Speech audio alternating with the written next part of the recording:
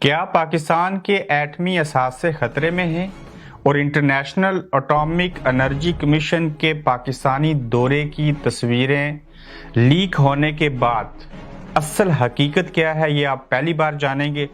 مریم نواز نے شاہد حقان عباسی صاحب کا جو ہاتھ ہے وہ پکڑ لیا، رانا ثناء اللہ کی بےقراری اور عمران خان کو جواب دینے کے لیے تیار ہو گئے۔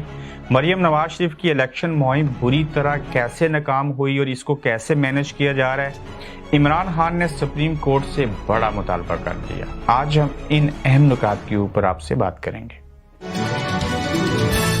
السلام علیکم، آپ دیکھ رہے ہیں گورکھ تندہ ابرار قریشی، آپ سے مخاطب ہوں۔ میرے پیچھے یہ جو آپ تصویر دیکھ رہے ہیں، اس تصویر کے اندر چند لوگ کھڑے ہیں۔ ان لوگوں کو دیکھ کے ایک سوشل میڈیا کے اوپر چیزوں کا واویلا کیا گیا، بھارتی میڈیا نے بھی اس کے اوپر بات چیت کی، جبکہ یہ کہا گیا کہ پاکستان کے جو حالات ہیں معاشی اور جو IMF سے قرضہ لیا جا رہا ہے، کچھ سوشل میڈیا کے اوپر پروپیگنڈا بھی ہوا، اس کے نتیجے میں پاکستان کے جو ایٹمی اثاثے ہیں وزٹ ہو رہا ہے، امریکہ کے حوالے ہوں گے یا فلاں چیز ہوگی۔ بے توقع باتیں تھی اور اصل حقیقت اس کی کیا ہے یہ میں آپ کو بتانا چاہ رہا ہوں۔ بالکل انٹرنیشنل اٹامک انرجی کمیشن جو تھا اس نے پاکستان کا دورہ کیا۔ یہ تصویر جو آپ دیکھ رہے ہیں یہ سچی ہے اور بالکل ایسے ہوا کہ وہ کمیشن یہاں پہ آیا۔ پاکستان بانی ممبران میں سے ہے، جب یہ اٹامک انرجی کمیشن بنا تھا انٹرنیشنلی، اس کا یہ بانی ممبر ہے۔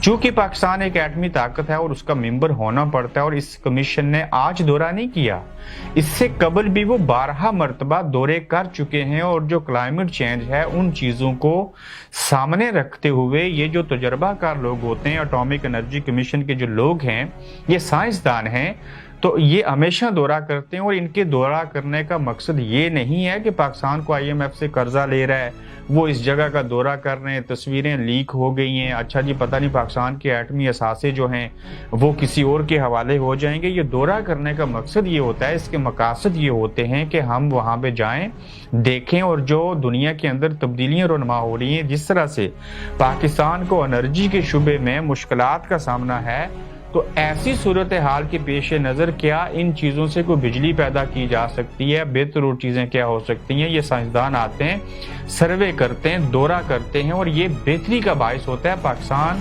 کی آرمی جو ہے وہ نو ڈاؤٹ ایک بہترین آرمی ہے، ہماری انٹیلیجنس بہترین ہے، سب چیزیں اچھے سے ہیں، اور اس چیز کو اور اس تصویر کو دیکھ کے یہ کہنا کہ پاکستان جو ہے وہ کہیں اس کے ایٹمی اثاثے خطرے میں ہیں، بے توقع بات ہے، اور اس چیز کا حقیقت کے ساتھ دور دور تک کوئی تعلق نہیں ہے۔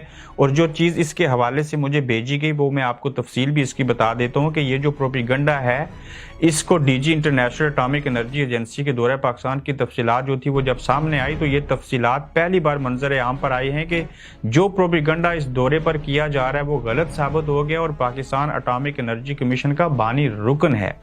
انٹرنیشنل اٹامک انرجی ایجنسی کے director general Rafael Mario Grossi نے 15 سے 16 فروری تک پاکستان کا یہ دورہ کیا تھا۔ اس دوران انہوں نے وزیر اعظم، وزیر خارجہ سے ملاقاتوں سمیت مختلف انسٹیٹیوٹس جو تھے ان کے بھی دورے کیے تھے، اور پاکستان اور انٹرنیشنل اٹامک انرجی ایجنسی نے جوہری ٹیکنالوجی کے پرامن استعمال پر تعاون کو مزید آگے بڑھانے پر زور دیا، یعنی کہ اس کے اوپر تفصیلی بات کی، اور موسمیاتی تبدیلی کے اثرات کو کم کرنے کے لیے تعاون کو مزید بڑھانے کے اوپر بھی بات کی۔ اور ڈائریکٹر جنرل رافیل گروسی نے پاکستان اٹامک انرجی کمیشن اور پاکستان کے نیوکلیئر ریگولیٹری اتھارٹی کے سربراہان سے بھی ملاقاتیں کی، اور پاکستانی حکام نے DG international atomic energy agency کو نیوکلیئر سیکیورٹی اور ریگولیٹری نظام کے بارے میں پراپر بریفنگ بھی دی۔ DG انٹرنیشنل اٹامک انرجی نے ایجنسی نے national radiation emergency coordination centre کا بھی افتتاح کیا، اور اس موقع پر ترجمان دفتر خارجہ نے بریف کیا کہ پاکستان کے پاس سیول نیوکلیئر پاور پلانٹس کے محفوظ آپریشنز کا 5 دہائیوں کا تجربہ رکھتا ہے۔ یہ ایک بڑی چیز ہے۔ Pakistan international atomic energy agency کے معیار اور رہنما اصولوں پر بھی عمل کرتا ہے اور اس کے اوپر پورا اترتا ہے، اور ہم کسی چیز کی بھی وائلیشن نہیں کر رہے۔ مزید برآں DG international atomic energy agency نے چشمہ nuclear power generating station Pakistan institute of nuclear science and technology, nuclear institute for agriculture and biology और Pakistan centre of excellence on nuclear security का भी दौरा किया। और इन चीज़ों से आप बिल्कुल बेफिक्र नहीं हूँ, पाकिस्तान के एटमी असासे महफूज हाथों में हैं और जो जो चीज़ें हुई मैंने बारीक बीनी से पढ़ के भी आपको बता दी।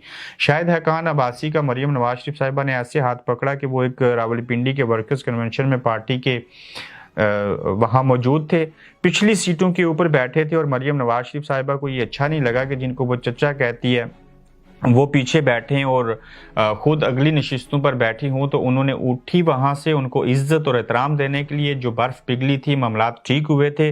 उन मरियम नवाज शरीफ साहिबा के चीफ ऑर्गेनाइज़र बनने के बाद कुछ मीडिया के ऊपर चीज़ें आई, उन्होंने इख्तलाफात पैदा किए, इख्तलाफ हुआ, उन्होंने एतराज़ात उठाए, तो उन्होंने उनको ज़बरदस्ती वहाँ से उठा के हाथ पकड़ कर उन्हें मरकज़ी नशिस्त पर जगह दी और ख़ुद उनके साथ वाली कुर्सी पर भी बैठ के, जो कि एक बड़ी अच्छी एग्जाम्पल है। इज्जत देनी चाहिए पार्टी के रहनुमाओं को। राना सनाउल्लाह साहब जो हैं बड़े बेकरार हैं और इमरान खान को जवाब देने के लिए तैयार हैं। तैयार कैसे हैं जी? कि खान साहब ने कहा मैं जेल बरो तहरीक को बुध से शुरू कर रहा हूँ, रोज़ाना की बुनियाद के ऊपर 40-50 लोग जेल में खुद गिरफ्तारी देंगे और जाएंगे, कुछ पार्टी के रहनुमा भी ऐसा करेंगे। और इस बयान के बाद, इस ऐलान के बाद, इस अमल को शुरू करने से पहले ही वज़ीर दाखिला बड़े बेकरार हैं और उन्होंने ये जवाब दिया है कि जो तुम्हारे गुमान में भी नहीं होगा इमरान खान, मैं तुम्हारे और तुम्हारे कारकुनों के साथ ऐसे करूंगा। उन्होंने कहा कि हम इंतखाबात से घबराने वाले नहीं हैं, मुस्लिम लीग नून इलेक्शन के लिए मुकम्मल तौर पर तैयार है, लेकिन मुल्क में इलेक्शन एक ही वक्त पर होने चाहिए। उन्होंने कहा कि नवाज शरीफ ने मुल्क को पहले भी बहरानों से निकाला, मुल्क को जो मुश्किलात हैं नवाज शरीफ की क़यादत में नून लीग इन बहरानों से मुल्क को बाहर निकालेगी। और हम जेल बरो तहरीक के लिए बेकरार हूँ कि जब ये करेंगे इतना फेंटा लगाऊंगा कि इनकी नस्लें याद रखेंगी कि जेल बरो तहरीक जो है उसका आगाज़ कैसे किया जाता है। आप आगाज़ करेंगे, मैं इख्तिताम करूँगा।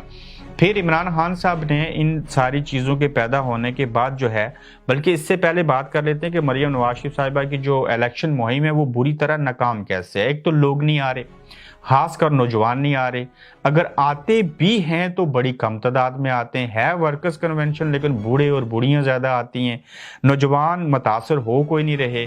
मीडिया के जो सहाफ़ी बुलाए जाते हैं वो भी ओपन इन्विटेशन नहीं होती, मनपसंद और जो उनके चाहने वाले सहाफ़ी हैं उन्हीं को बुलाया जाता है। नो डाउट इमरान खान साहब तो है इस मामले में मनपसंद सहाफ़ियों को इंटरव्यू देते हैं, बाकियों को भी देते रहे, मंसूर अली खान और बाकी लोगों को, और उसमें कोई कंडीशंस भी नहीं होती थी और ओपनली वो सवाल जवाब करते थे। लेकिन यहाँ पे क्या है कि वो अपनी मर्जी के जो रिपोर्टर हैं उनको बुलाते हैं और अपनी मर्जी के एंकरों को वो सिर्फ इंटरव्यू देते हैं, उसके बावजूद उनके जलसों में अवाम ना होने के बराबर है। और पीटीवी सिर्फ जो है वो इनके जलसों को बराह रास्त दिखाता है, और चूंकि हुकूमती चैनल है, सरकारी चैनल, और वो भी आपने इस बात से अंदाज़ा लगा लें कि वर्कर्स कन्वेंशन और जलसे छोटे हैं और अवाम कम आ रहे हैं कि वो मखसूस एंगल से ऐसे टिल्ड करके कैमरा रखते हैं, ऐसे नहीं रखते कि पीछे तक खाली जगह भी नज़र आ जाए। तो ये वो चीज़ें हैं जिससे साबित है कि मरियम नवाज शरीफ साहिबा के जलसों में लोग उस तादाद में, उस मिकदार में नहीं आ रहे। इमरान खान ने सुप्रीम कोर्ट से एक अहम मुतालबा कर दिया है। वो मुतालबा ये है खान साहब का कि ऑडियो लीक्स के मामले के ऊपर अदालत जो है वो इस मामले का नोटिस ले, और ये उन्होंने मुतालबा किया है। और इमरान खान ने कहा कि जनरल बाजवा ने भी रिकॉर्डिंग करवाई और रिकॉर्डिंग का एतराफ़ भी किया है, आला अदलिया ऑडियो लीक्स के मामले पर नोटिस ले। फ़ोन रिकॉर्डिंग की इजाज़त लेना पड़ती है, पर यहाँ डायरेक्ट रिकॉर्डिंग की जा रही है। और इमरान खान ने कहा कि मैं ऑडियो लीक्स से मुतल्लिक 4 माह पहले अदालत में दरख्वास्त दायर की थी। मुल्क के वज़ीर-ए-आज़म के फ़ोन टेप करके एडिट किए गए, मुल्क के वज़ीर-ए-आज़म की ऑडियो एडिट करके मीडिया पर जारी की गई, और अदालत से उन्होंने मुतालबा किया कि इन चीज़ों के ऊपर नोटिस लीजिए, एक्शन लीजिए कि ये क्यों रिकॉर्डिंग होती है, कौन रिकॉर्डिंग करता है, ये कब चीज़ें रुकेंगी, क्यों बदनामी का बायस चीज़ें बनती हैं।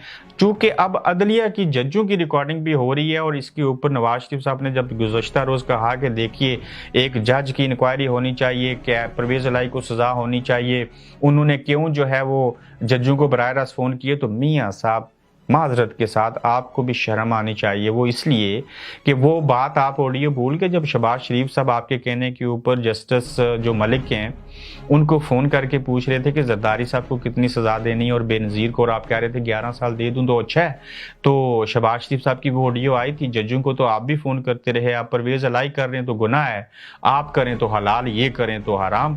تو بہرحال اس امام میں سارے ننگے ہیں۔ آپ رانا ثناء اللہ کے بیان کے بعد پھر بھی جیل برو تحریک کا حصہ بنیں گے؟ کیا مار کھانے کے لیے تیار ہیں؟ کیا قربانی دینے کے لیے تیار ہیں؟ اپنا فیڈ بیک دیجیے، اپنا خیال رکھیے، اللہ حافظ۔